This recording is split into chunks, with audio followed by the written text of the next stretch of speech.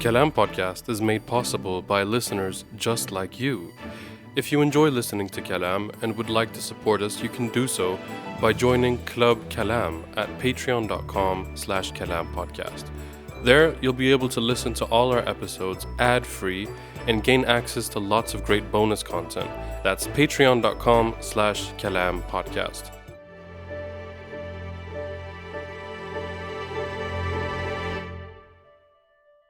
Hello and welcome to the 34th installment of Kalam Digest, Kalam's tri-weekly, at best, news digest.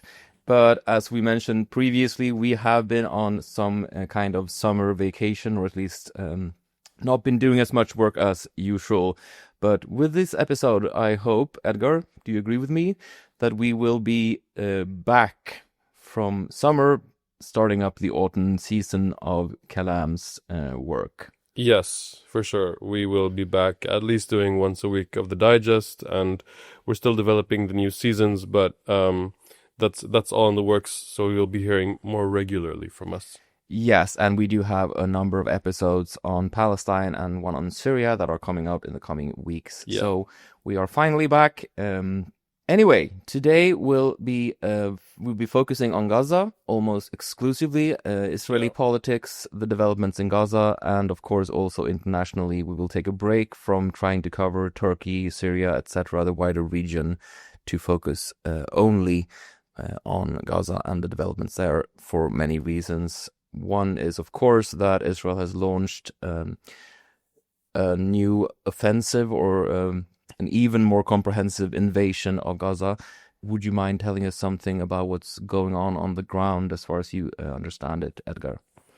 Well, if you listen to certain Western media outlets, this is about taking control back from Hamas, and the IDF has plans to, quote-unquote, evacuate 1 million Palestinians. Now, language is quite important here, and I think using a word like evacuation to describe the behavior of the Israeli war machine is a bit ridiculous, because that's like a humanitarian word. What Israel is doing is trying to establish control again over parts of northern Gaza through the ethnic cleansing of hundreds of thousands of Palestinians. And I think this is the beginning of a more long-term occupation of Gaza. I guess that's the plan. There won't be a ceasefire or an end to the war. Israel, I think, will try to just establish itself in Gaza and push Palestinians into smaller and smaller pockets. One would maybe call them concentrated pockets. One would maybe even venture to say concentration camps, which is literally what, Israeli pundits are calling it. So I guess that's the plan. There's a ceasefire proposal that Hamas has agreed to, but the Israelis are not even, the Qataris who negotiated this ceasefire agreement have said that the Israelis aren't even being receptive to being contacted about the ceasefire agreement. Yeah, we'll be coming back to the discussions about the ceasefire agreement, but we can mention already now that I think it's been a week or even 10 days since Hamas explicitly said, we're fine with this deal that's on the table. Yeah. It's publicized, and it's not that the Israelis have said that they don't accept it. They have just basically not responded to it, and people are speculating about what they're actually saying, if anything, to anyone. But it's basically just radio silence from the Netanyahu side. Yeah. And certain other things have happened over the past few weeks that's maybe worth mentioning. Just 2 days ago, there was an Israeli drone strike against the Nasser hospital in Gaza, which killed a number of people. And as rescue workers showed up to the scene, as well as journalists, one of them being a journalist that works with Swedish radio, the hospital was hit again, killing a number of rescue workers and 5 journalists, and injuring a Swedish radio contributor. And this is widely become considered as a double tap, which is horrible euphemistic word, by the way. Yeah, double tap. It's double like tap. You bomb a place, and then when rescue workers and journalists and civilians show up to try to help out, you bomb it again to the same location, trying to help out. That's what Al Qaeda does. This is a terrorist tactic. Double tap, I think, is just again, we probably shouldn't use that word because it's like IDF, double tap, evacuate. All of these things sound like a double tap is what you do to your computer mouse when you want to like maximize the screen. That's not what you do when you kill 5 journalists, intentionally. And so usually Israel doesn't even comment. They don't say shit, but or they say we didn't do it, or they were all terrorists. But this time, this was so sort of blatantly horrific that Netanyahu made a public statement saying that he was sorry and it was a mistake. Yeah. But there are no consequences. I mean, it's absolutely ridiculous. And a few days before that, the magazine 972 published leaked military reports from Israel where they calculated the Israelis have their own numbers of how many they think they have killed in this war. That are slightly lower than the Gaza Health Ministry, but the amount of fighters versus civilians that the Israelis themselves, it's the ratio of civilians to quote unquote fighters or people they consider fighters. Yeah, exactly. The Israeli military itself estimates that 83% of those that have been killed are civilians. Non-combatants, which is a huge figure. I mean, during wartime, the amount of civilians killed, at least in the 20th century wars, have been somewhere around 40% or something like that, I think. I mean, that's a bad figure. I mean, if you look at Russia, Ukraine, for example, I think you have somewhere around 15-20% civilians. Yeah, which is still, it's still horrific. Yeah, but that's more like what happens in an actual war. Yeah, as opposed to a genocide. But this is the 83% civilian deaths is unprecedented. Yeah. Completely. And, it is unprecedented because this is a genocide. Yeah. Which makes this, which I think also is a fascinating or horrible fact, usually, let's say, in battles between or fights or conflicts between Palestinians and Israelis, the ratio is usually 6-1. Yeah. That's a traditional kind of figure, 6-1, 6 civilians for every fighter. And that, again, I mean, that in itself is a genocidal figure, even if it's, much lower, kind of, the tempo is much lower. But this is way, way higher than that. If we go to 90%, that's 9-1.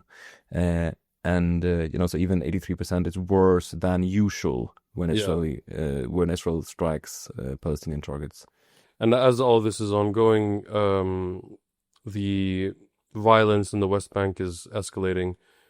Israel's sort of expansionist policies and very much like bullying, mafioso, deadly tactics are being used. Just yesterday in the sort of ostensible Palestinian capital, or the West Bank capital, Ramallah, a city that's usually left alone, kind of, at least, sometimes put under siege, etc. I've been there many times. I was there last summer. And the Israelis sent in a highly violent and intense team. Ostensibly, what they said, they were going to do a raid on a currency exchange store. And they just went right into the heart of the city at El Manara Square, El Manara roundabout, fired tear gas everywhere, injuring lots of civilians, shooting everywhere. They shot rubber bullets and live ammunition. A 13-year-old kid was hit in the stomach and had to undergo immediate surgery. Dozens of people injured.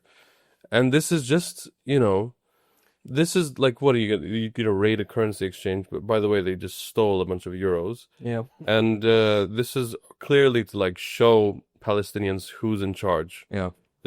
We respect no one, not even the Palestinian authorities, kind of central. City. As you mentioned, I mean, this is perhaps for people who haven't been to Palestine. It's easy to think that it's either war or it's peace, or it's either kind of chaos or it's calm.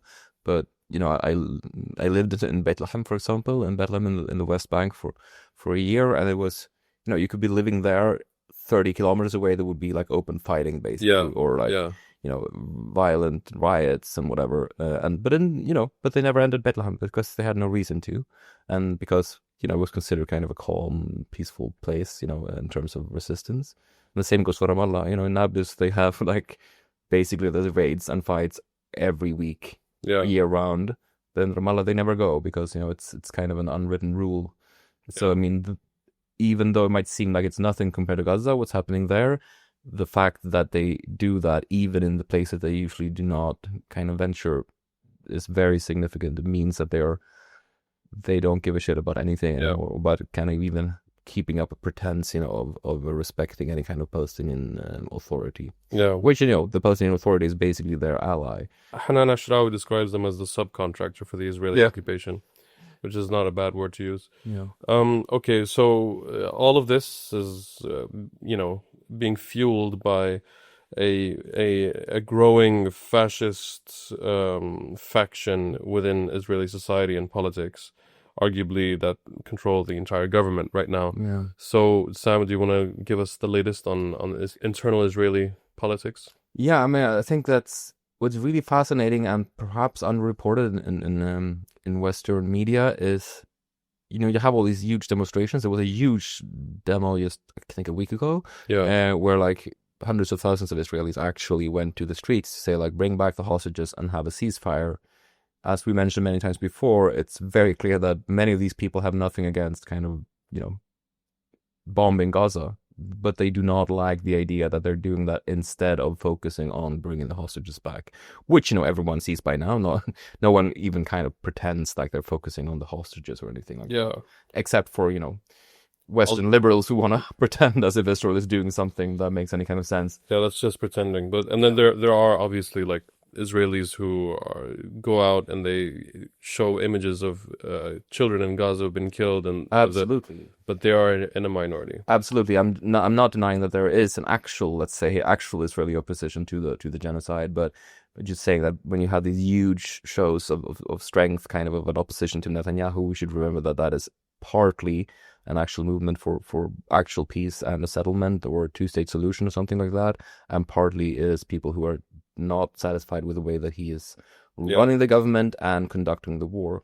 But talking about that, I think it's still significant, this happens. There's a lot of criticism back again against Netanyahu's running of the country. And I think what is getting back to the question of the ceasefire agreement, or the potential ceasefire agreement between Hamas and the Israeli government, that Hamas, as we mentioned, have accepted outright, and it's, no one's denying that.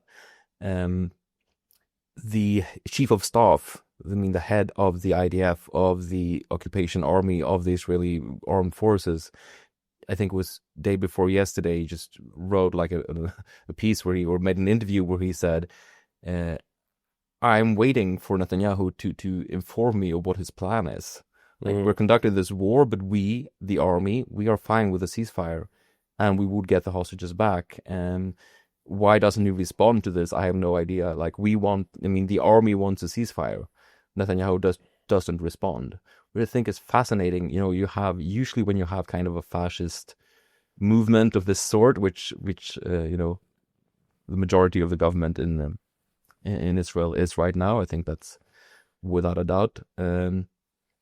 Usually they kind of run the errands of the army. Yeah. They're very close to the armed forces, and they're kind of working in tandem, for like a securitization and, of society.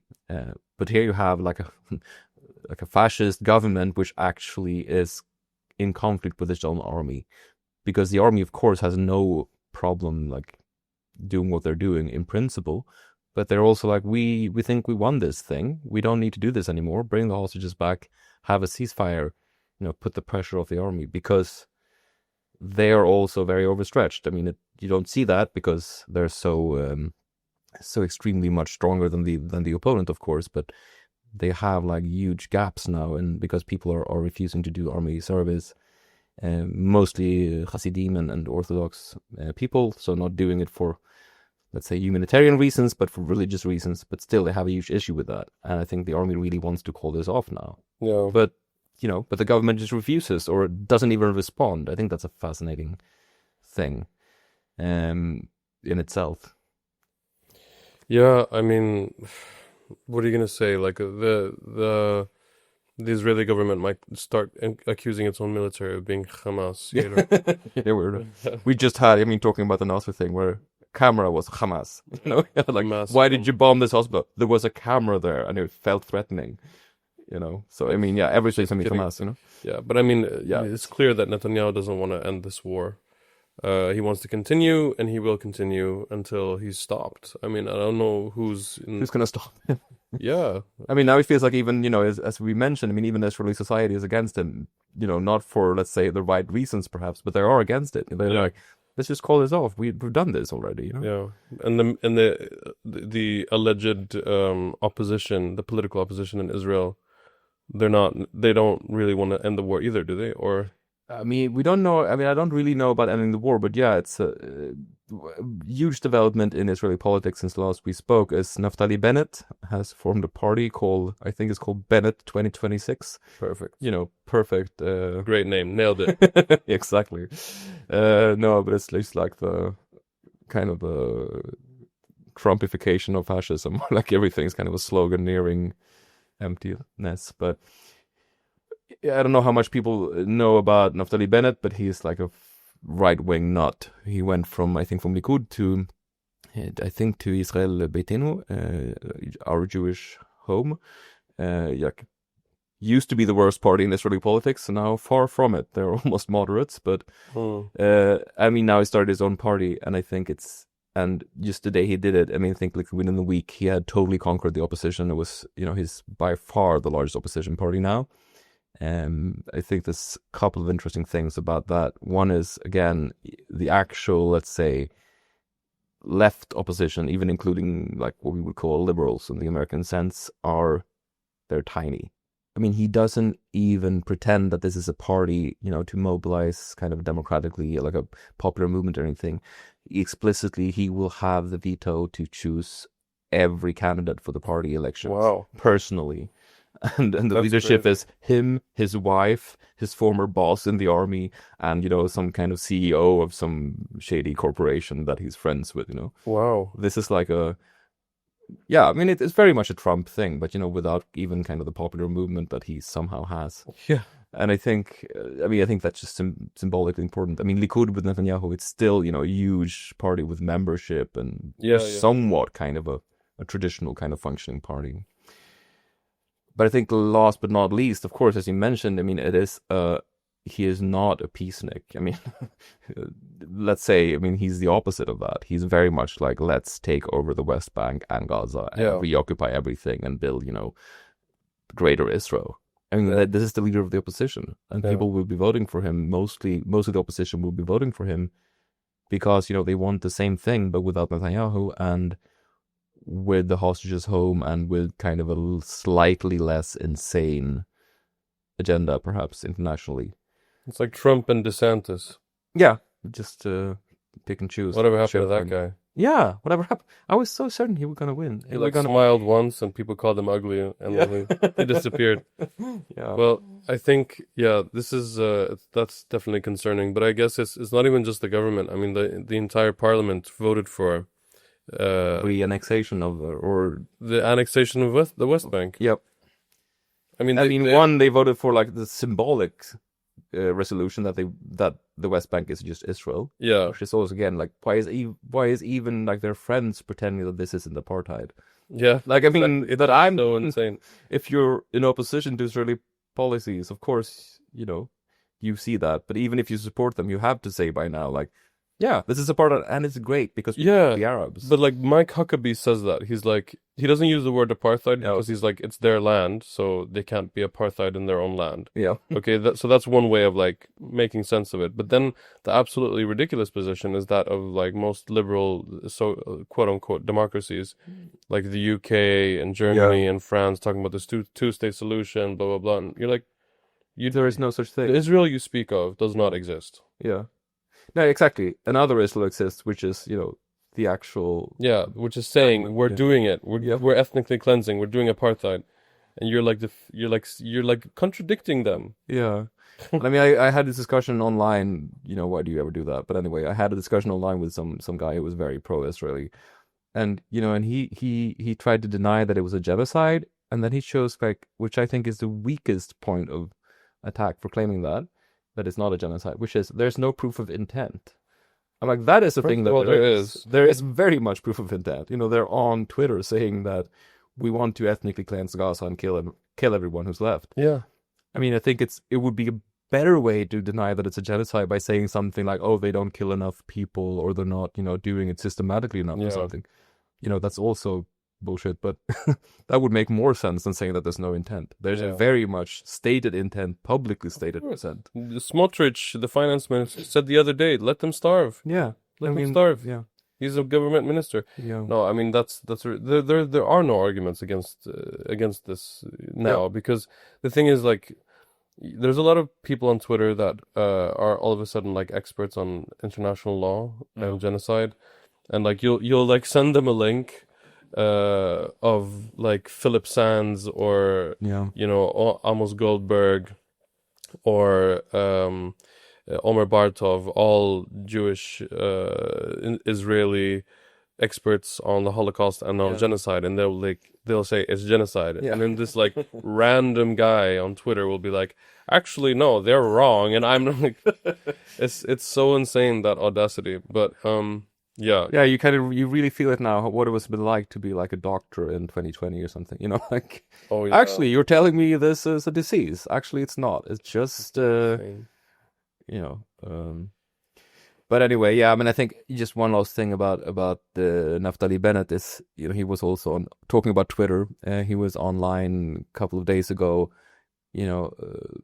saying something. I mean, he was doing this like 40% of the kids born in Paris and London are Muslim. Yeah, this is what this is what Israel's the end of this is what we're fighting against, and this is the end of the West. And I'm like, oh, right. You're not just not a left-wing guy. You're like, you would be to the right of Le Pen and, the Swedish Democrats. And, you're doing the great replacement, Eurabia theory outright. And you're supposed to be kind of the democratic opposition. Yeah, no, most Israelis do talk that way. Even like, what's left of Social Democrats, when they talk. Yeah, about those things. That's how they talk. Yeah. That's how they talk. They're like, the Muslims are going to take over. We have this problem now. And you're going to have it in Europe. And, I remember like a couple of years ago, still, you would have like people in the West at least saying, oh, that's crazy. You have this, they call themselves Zion with an S. Stop Islamization of Nations. Remember this? Talking about bad party names. It was horrible.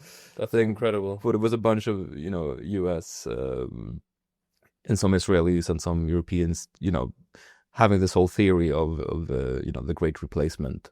And they were also very much linking it to Israel and saying like Israel is, it's a bulwark against the Muslim hordes, which, incidentally is something that Theodor Herzl mentions in The Jewish State.